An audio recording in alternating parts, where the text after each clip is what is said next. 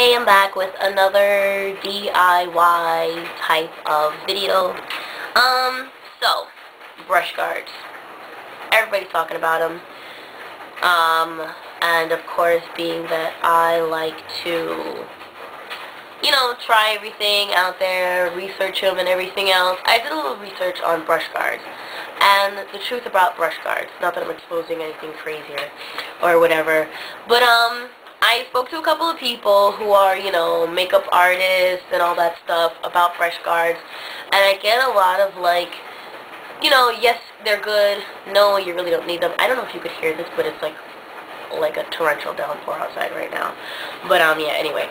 Yeah, so, yes, you need them, no, you don't need them. I actually went to the MAC store, and they had all their brushes they were cleaning, and they were literally, at the edge of a table, hanging off, like this. No biggie, no brush guards, no nothing. Big deal. But for some or whatever reason, I just want them. And I did a little more research about what they are. Now, not even research, just looked online and saw what they were made of. And I was like, you know what? This type of plastic meshing looks kind of familiar. Like what onions and stuff, like fruits and vegetables are. So I typed in a search on Google for mesh plastic bagging, and basically what they seem to be are that mesh, that plastic mesh, whatever it is, that comes in really, really long, industrial rolls and all that stuff. So you could order that. That's one option, but you kind of have to order a lot of it because you got to do it in bulk. Or another alternative, I don't know what that was. These things they call thread socks, I believe. Now, the only reason why I know about those is because I also do sewing, and with my sewing machine came with one of these things.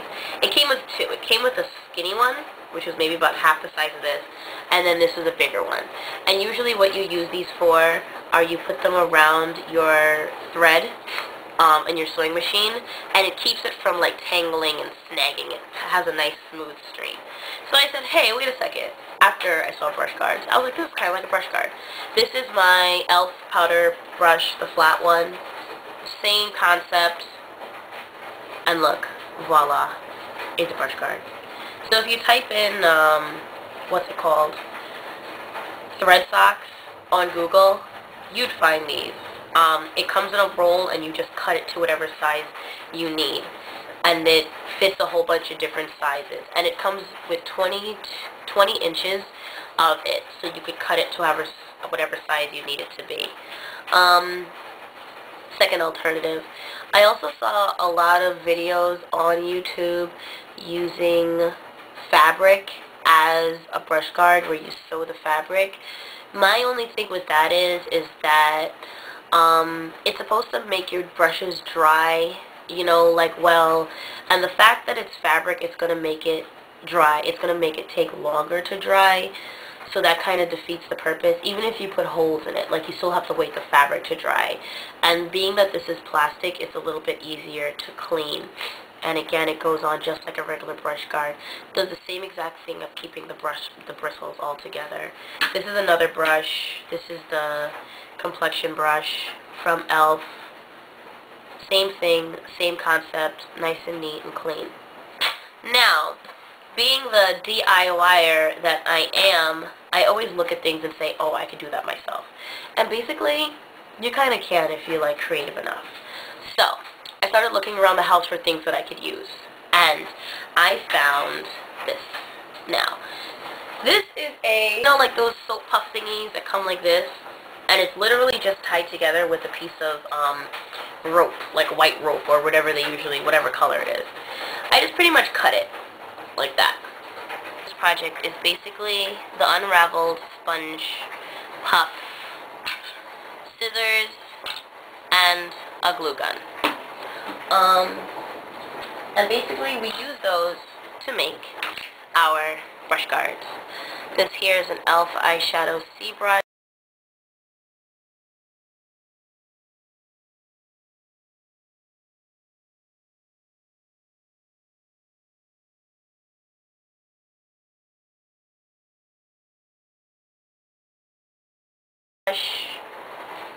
And same. This is what it looks like when it's done. See, it's very skinny, very compact.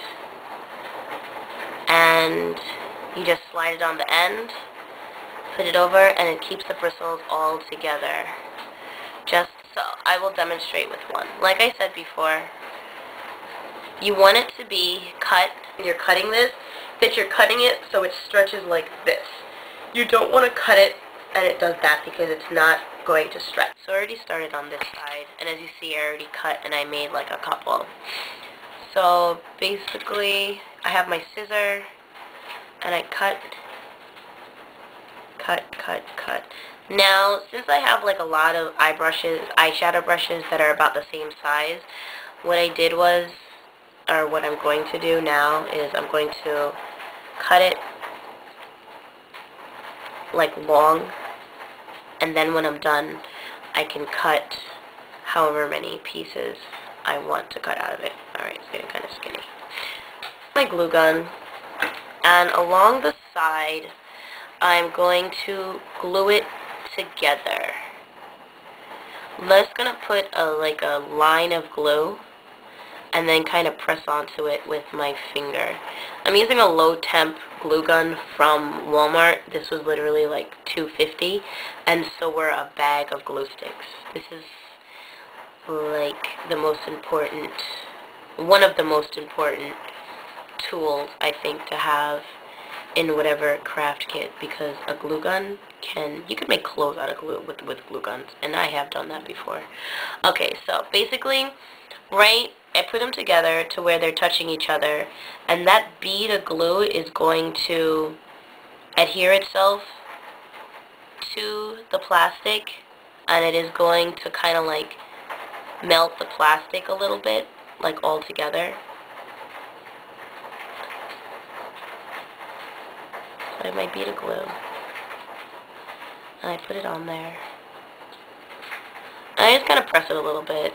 I mean, the glue gun's really, this being that it's a low temp, it's kind of messy. But you want to make sure that it's sticking both of them together.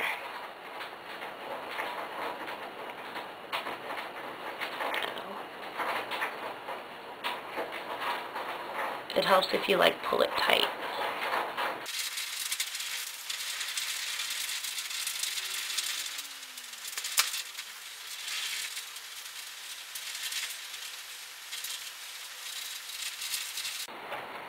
Okay, so now what I'm going to do is, now that I have it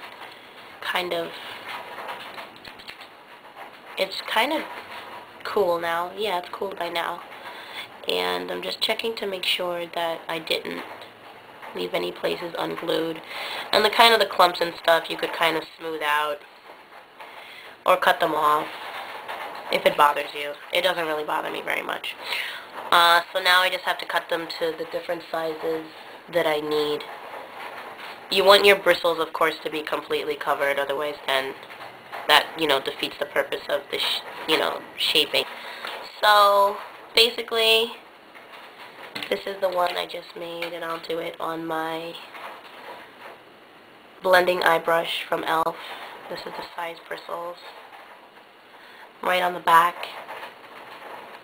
And you push it up, and blim blam.